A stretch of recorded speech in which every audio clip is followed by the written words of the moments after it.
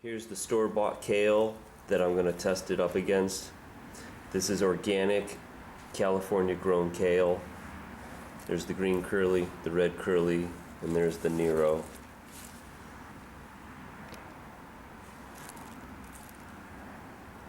So what I'm going to do is test them fresh, dry them out, which might take a while, and then we're going to incinerate and test the ash.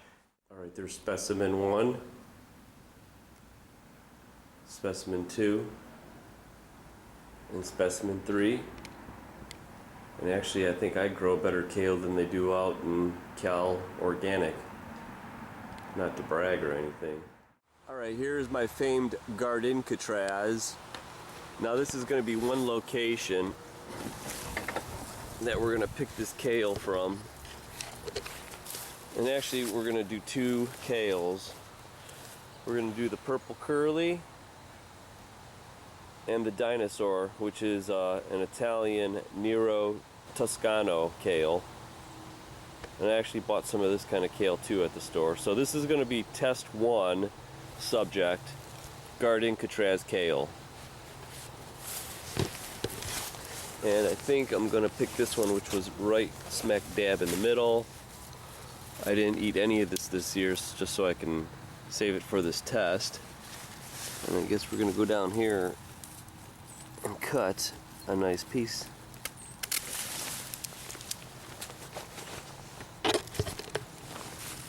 We're going to dry this up.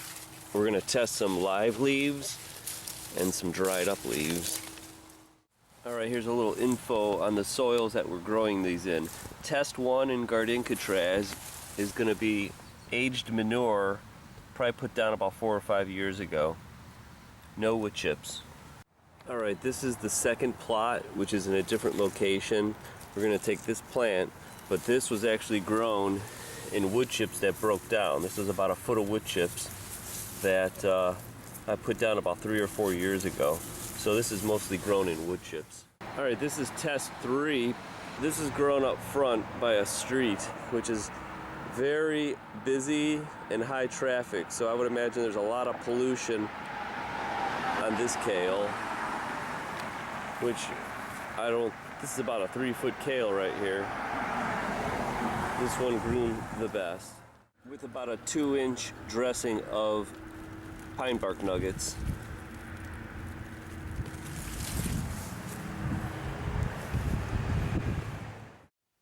October 29th, 2015, and I must apologize, but I'm finally coming across the time to test the kale, and since they were without sunlight, they're turning yellow, but they're still pretty fresh.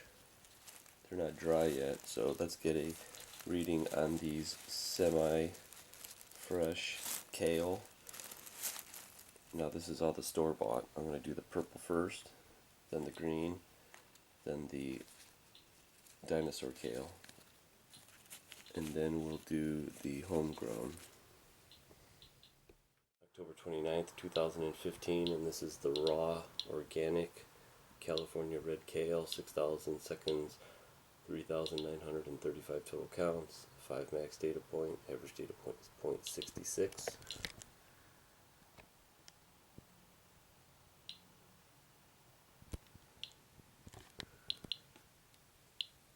And I've got it taped on the back over here. I'll do the green next. October 29th, 2015, and this is the organic raw California kale. 6,000 seconds, 4,147 total counts, 6 max data point, average data point is 0.69. This is the green one.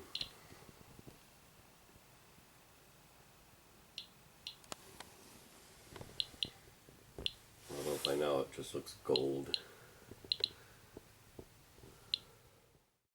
October 29th, 2015, and this is the raw California Lacinado kale. 6,000 seconds, 3,271 total counts, 5 is the max data point, average data point 0.55.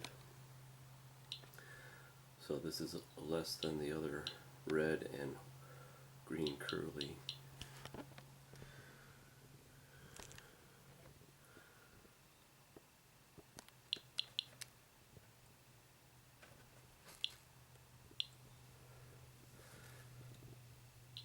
And that is that one. And this I'm going to call the dinosaur kale from now on. October 29th, 2015, and here's a background. 6,000 seconds, 3,303 counts, 5, and 0.55 is the average data point.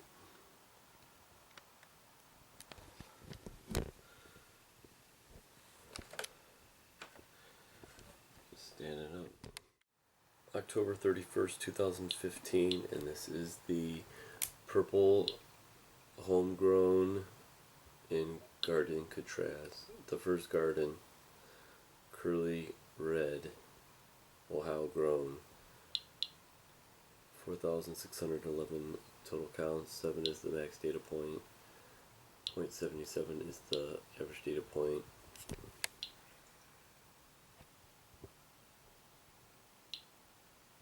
And we're going to call this semi.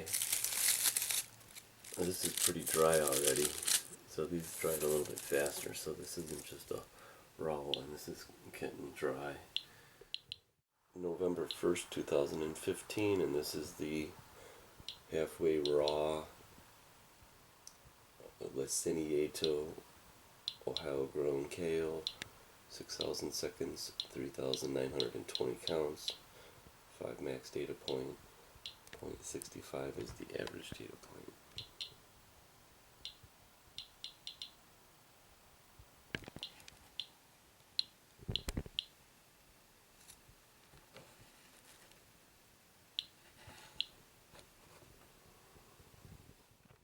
November 2nd, 2015, and this is the second homegrown Ohio red kale curly. This is 6,000 seconds, 4,037 total counts, 5 max data point, average data point is 0.67.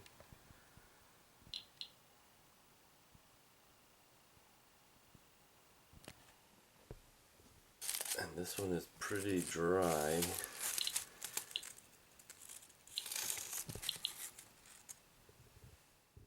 November 3rd, 2015, and this is the third red kale homegrown. This is the one that was grown by the street. 6,000 seconds, 3,834 total counts, 5 max data point, average data point is 0.64.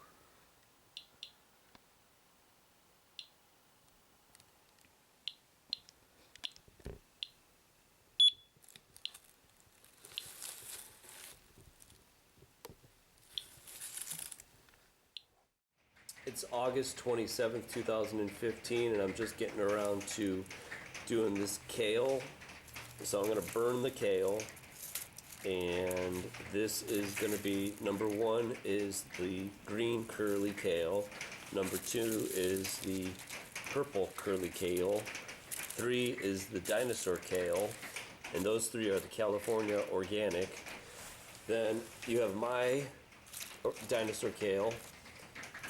This one is the purple that was in the garden Catraz, the first garden. This is the second purple, which was in the middle garden. And this third one is actually from the one that was grown on the street. So I'm going to incinerate them, and we'll test the ash to see what we get. Alrighty, I'm done burning them. 1, 2, 3, 4, 5, 6, 7. Alright, they're all boxed up to be sorted through, and we're going to test them with the ash. December 30th, 2015, and this took me a while to start doing, but this is the green organic California kale, 100 minutes, 6,000 seconds, 9,814 total counts, 9 max data point, average data point is 1.64.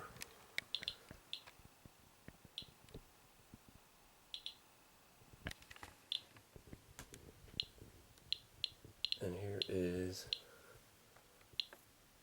the little bit of ash. Now I'm going to do all, see how it stops beeping as soon as I take it away?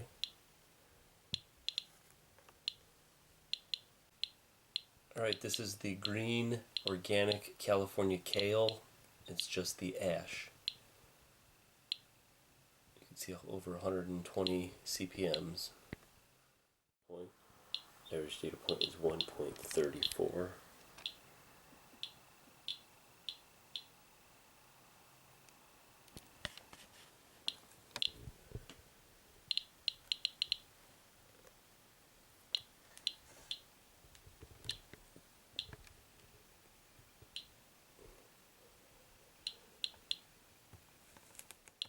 December 31st, 2015, and this is the organic California kale Nero, or the dinosaur kale. 100 minutes, 6,000 seconds, 8,860 total counts, max data point 8, average data point is 1.48.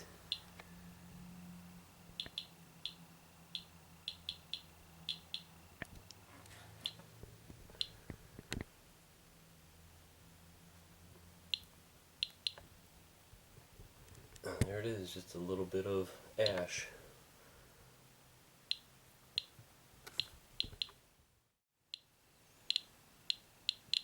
And here's the Nero, and that went above 120. Pretty active.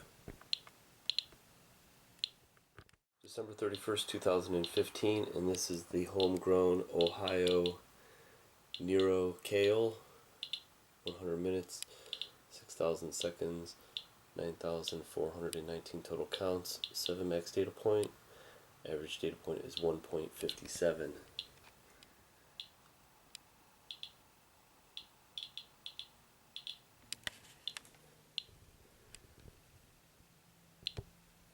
And I guess this is just as radioactive as the California kale.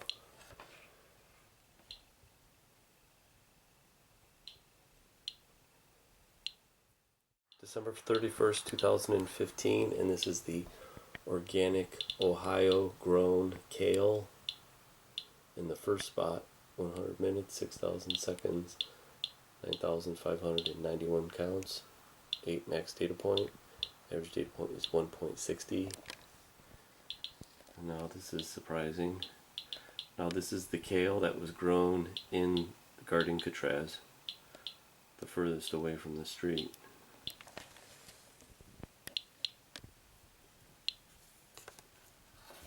And that's just a little pile of ash. It's not many leaves actually, it's probably like a meal's worth.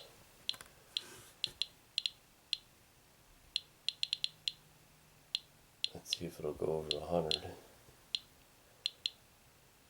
Now I'm starting to think maybe we're not supposed to be, back in the day we weren't eating as many vegetables or leafy plants.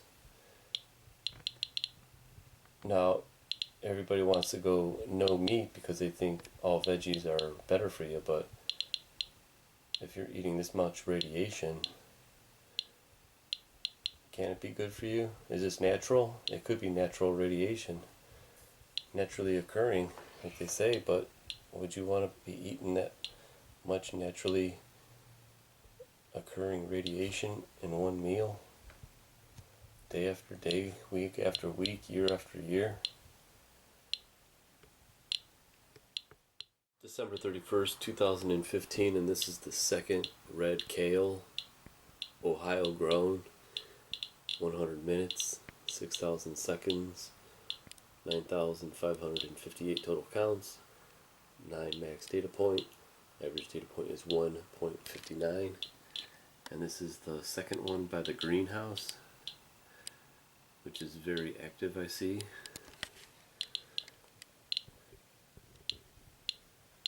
And it's clicking away just like the rest of it. There's a little bit bigger pile though.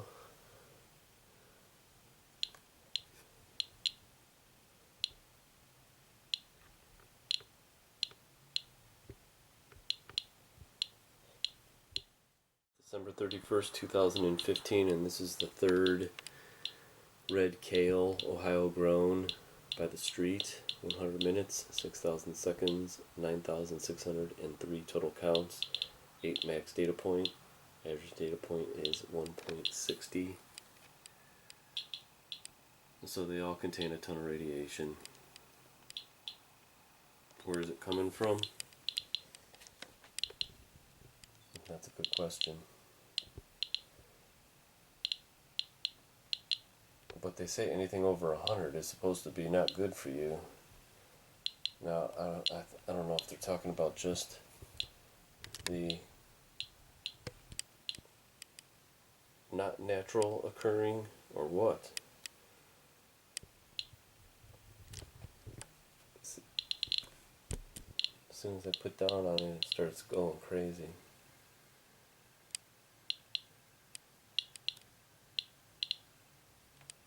Okay, so this is the Burbs of Cleveland, Ohio, USA. This could be coming from the rain. I didn't have any protection above it. Could be coming from the ground. I don't know where it's coming from, but I don't know if I'd want to eat it. Would you eat this, knowing that it's going over 100 CPMs?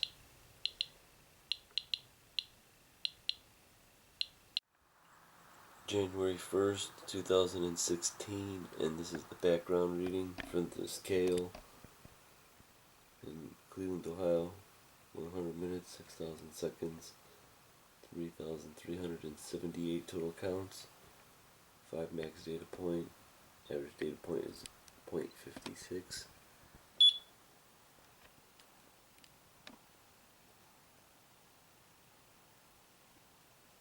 Which is pretty typical, a little bit above, but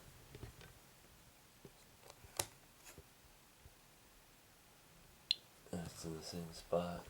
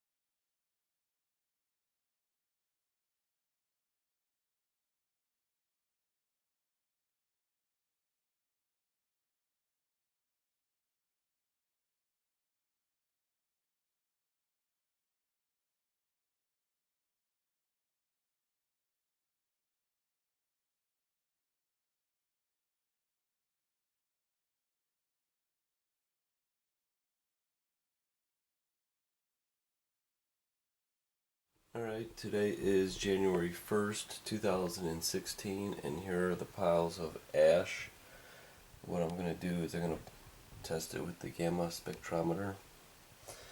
And what I'm going to do, so I don't have to test all of these, I'm going to combine the California ones together and the Ohio ones together and see if I can pick something on the gamma spectrum. Right here's number one, which is the green California kale, and that looks like it's about a half a tablespoon.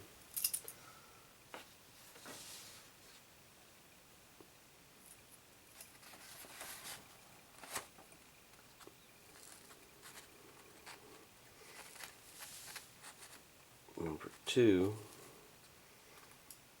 looks like a full tablespoon.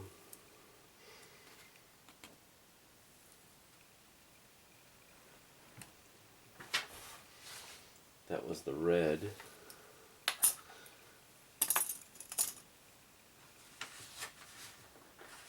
And number three is the Nero, which is the dinosaur, or Lacinado.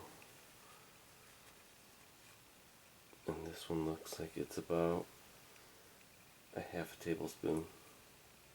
So we've got about 2 tablespoons of California organic kale.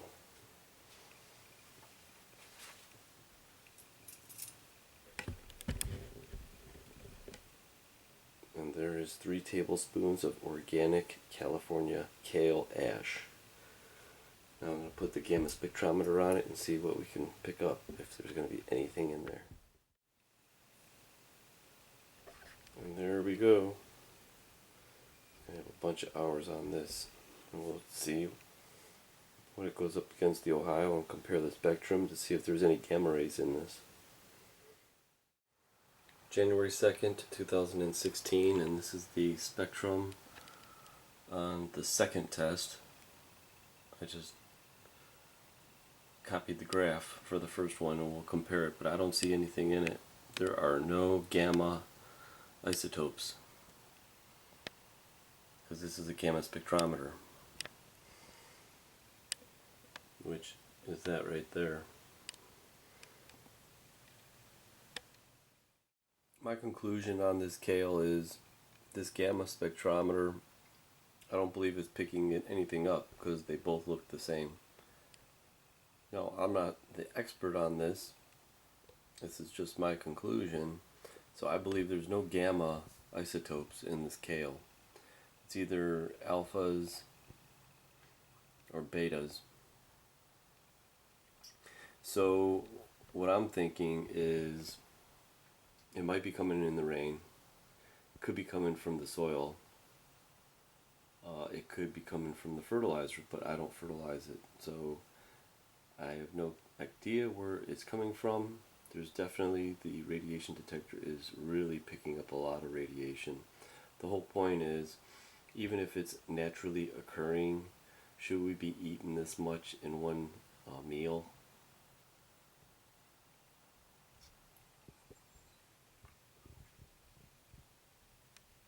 Right, there's the 4 tablespoons. Alright, that's my 2 cents. What's yours? Background, kale. Background, kale. Background, kale. Background, kale.